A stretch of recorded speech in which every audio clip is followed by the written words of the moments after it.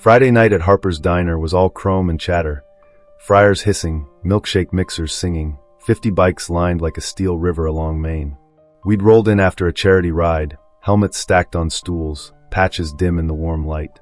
The waitress with the copper braid, her name tag said Mara, moved like she knew the floor by heart, slipping coffee to truckers, pie to kids, Han to everybody. Then the door swung wide, and a suit cut through the noise.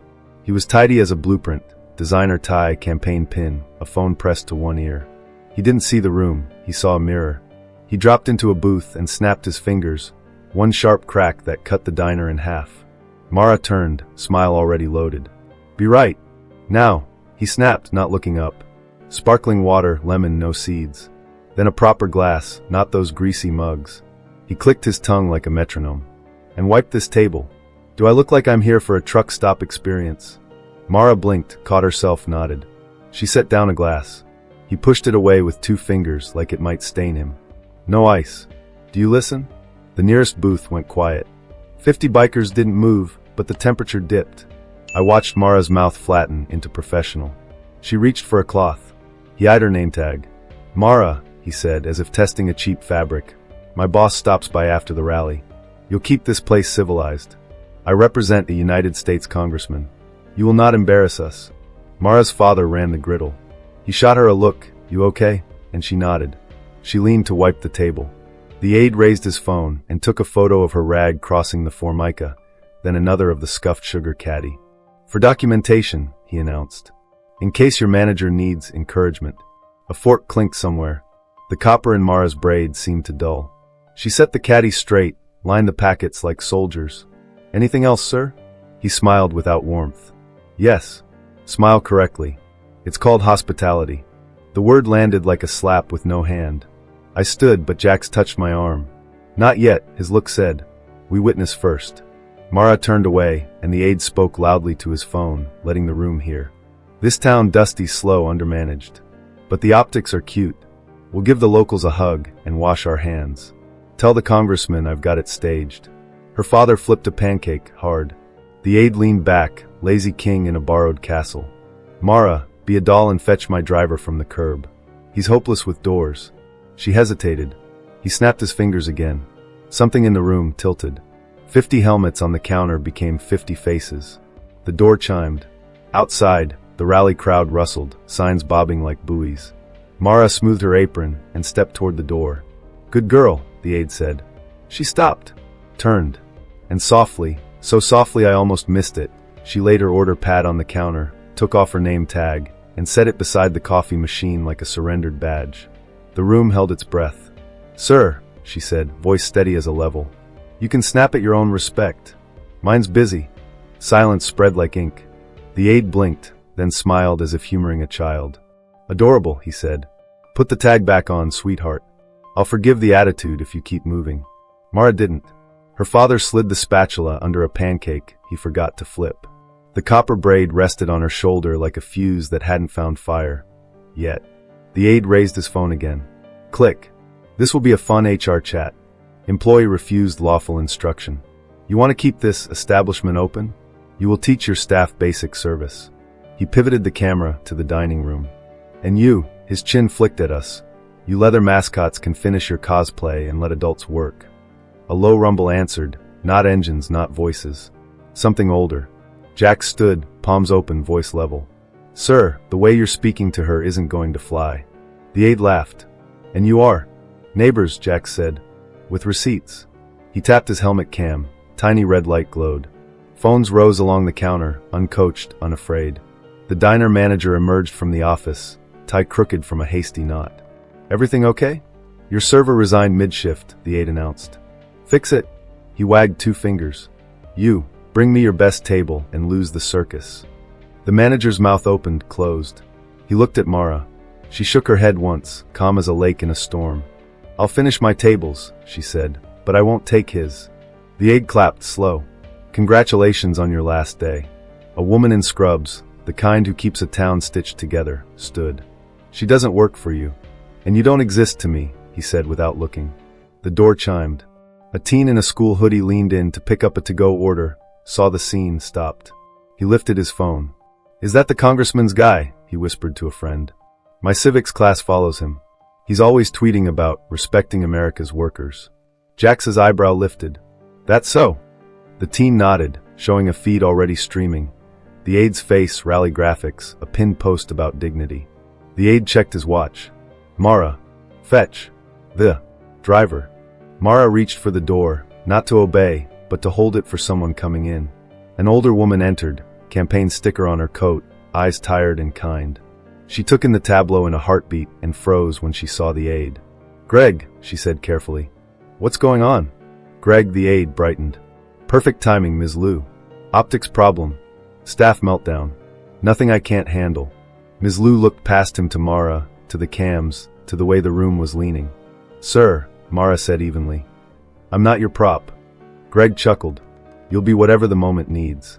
Ms. Liu's jaw tightened. Greg, step outside with me. He waved her off. 2 minutes. I'm composing a tweet. Jax's voice dropped half an inch. Sir, you're being recorded. Good, Greg said, thumbs flying. America loves a firm hand. The teen's screen pinged. He looked up, startled. Dude, he just posted, he tagged the diner. Greg smirked at Mara. Ever heard of a ratio? Once, she said, when someone tried to tip me with advice. Ms. Liu's phone buzzed. She glanced down, eyes widening. Whatever she saw drained the color from her face. Greg, she said, urgent now. Outside. Now. He frowned, finally unsettled. Why? She turned the screen to him, and the blood left his face. Greg stared at Ms. Liu's screen like it was a cliff edge. His tweet, staff at this greasy spoon need discipline. Optics matter. Was already a bonfire. Thousands of replies in minutes. Screenshots of him snapping at Mara looped from a dozen angles. Someone had dug up his pinned post about dignity for working families and stapled it beside the video like a charge sheet. Delete it, he hissed. Too late, Ms. Liu said. You're trending. The campaign line is lighting up.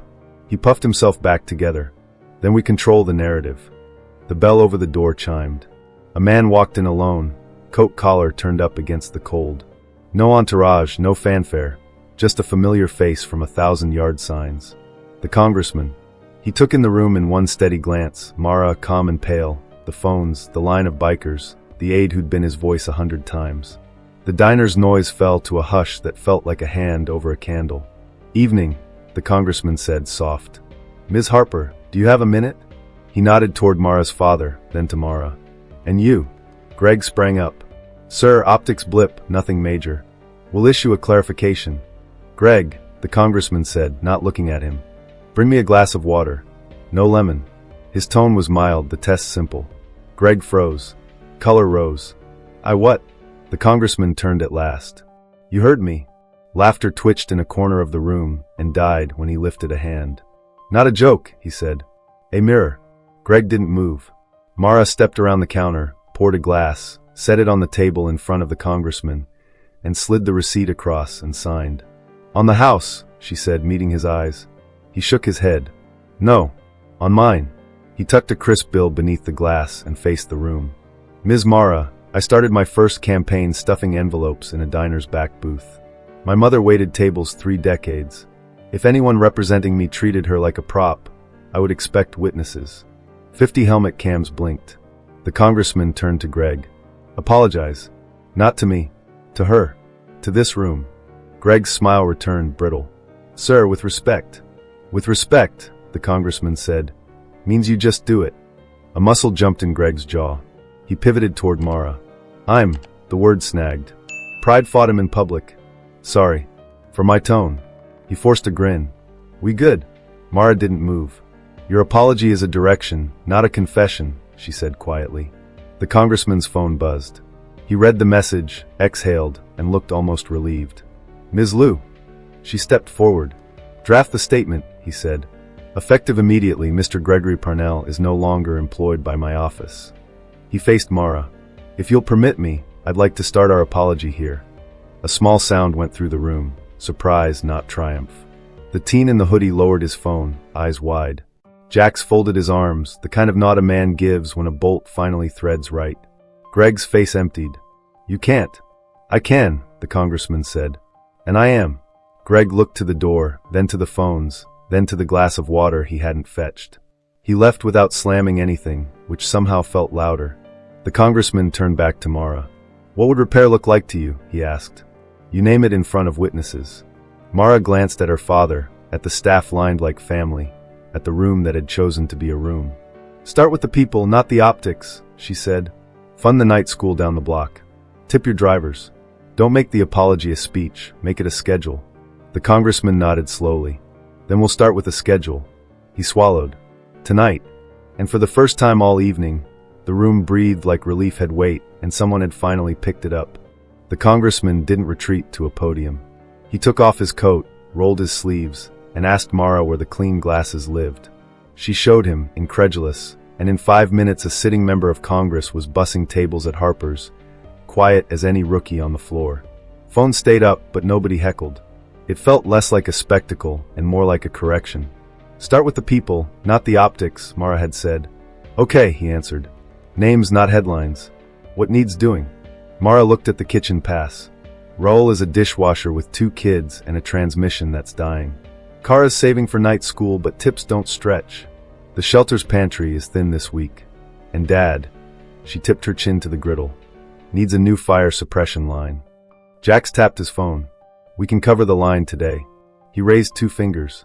Along the counter, bills and digital pings landed like soft rain. "Pantry too." The congressman wrote numbers on a napkin, not promises, amounts and dates. "Tonight I'll wire the pantry and Raul's shop," he said. "Tomorrow I'll announce a tuition fund seeded by my campaign, audited monthly. We'll host a job clinic here Saturday. And I'll put our driver policy in writing, tips mandatory, floor wage lifted." Mara's father slid a plate across the pass. "You're gonna catch flack." "Then let me catch it," the congressman said. "Not her." The bell over the door chimed. The woman in scrubs from earlier stepped in, hair flattened by a long shift. She hesitated when she saw the congressman with a tray, then glanced at the cameras and set her jaw. "If we're doing names," she said, "mine's Elaine Parnell." The room stilled. "Parnell. Greg's last name." She folded her hands. "I taught my son to say please and thank you with the same mouth. I don't know what happened between then and now, but this," she nodded at Mara. "This is the line." Mara blinked. "You're his." "Mother," she said. "I work 2 floors up at county. I don't have a team. I have patience." She turned to the congressman. "Fire him if you must. But don't let this end with a headline. Make it end with a list." He lifted the napkin of amounts and dates. "It ends with a list." Elaine looked at Mara. "I'm sorry for what he did. He wasn't raised to snap." Mara's eyes shone. "Thank you." The unexpected kept unfolding. The teen in the hoodie slid his civics textbook onto the counter and opened to the chapter on public service. "Can we do a town hall here?" he asked, voice shaking. "Like, where people who don't wear suits can talk first." The congressman smiled, tired and true. "Next Thursday. First questions go to staff and night shift workers." He turned to us. "Bikers can keep time." We banged knuckles on the counter, a low, happy drum. Mara picked up her name tag from where she'd left it and didn't pin it back on. She placed it in the cash jar labeled Staff Fund and slid the jar toward the edge. "I can get another tag," she said. "Raul can't get another transmission." 50 cam lights blinked like distant stars. The room remembered itself in real time. One promise, one check, one schedule at a time. The unexpected thing wasn't a takedown, it was a build. By Thursday, Harper's looked like a civic workshop. Extension cords snaked to a mic that wasn't needed. Folks preferred voices plain. The town hall rules were chalked on a pie board, workers first. No speeches. Bring receipts. Leave with a list. We kept time by tapping coins on saucers. 2 taps to wrap it up, 3 to pass the mic. Mara opened with names, Raul, Kara, the pantry, then stepped aside. Elaine Parnell spoke not as someone's mother, but as a nurse who knew what a waiting room sounds like at midnight. The congressman answered with dates, not adjectives. Then the bell over the door chimed. Greg stood there in a thrift store button-up, no pin, no entourage, a folded paper in one hand and a cardboard box in the other. He didn't head for the mic. He headed for the dish pit. Mara met him halfway, shoulders squared. He set the box down, bulk rice, diapers, dish soap, and lifted the paper with both hands. "I wrote this," he said, not quite loud enough, "and there's no good way to make it sound brave.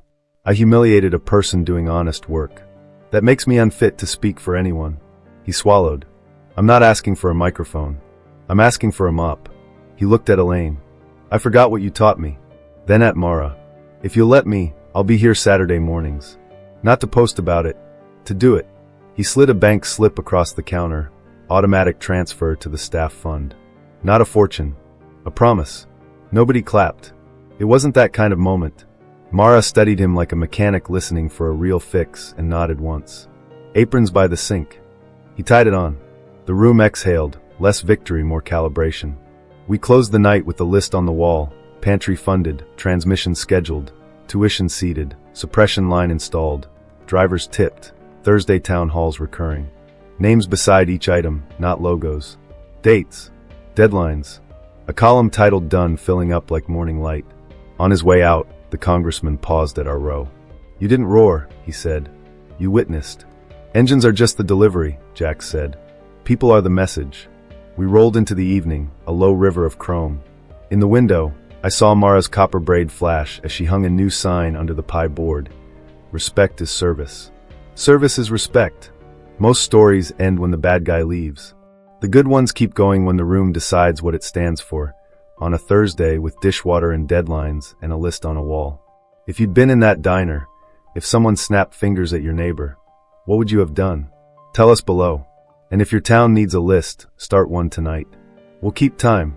Some stories hinge on a roar. This one turned on a whisper. The quiet decision a room made to honor work, set a boundary, and build a list instead of a ladder for one. Power didn't change hands with a headline. It dissolved into 100 small choices. A glass of water fetched with respect, a schedule written in public, an apron tied without applause. That's how a town remembers itself, when dignity isn't demanded by the loudest voice, but defended by the nearest neighbor.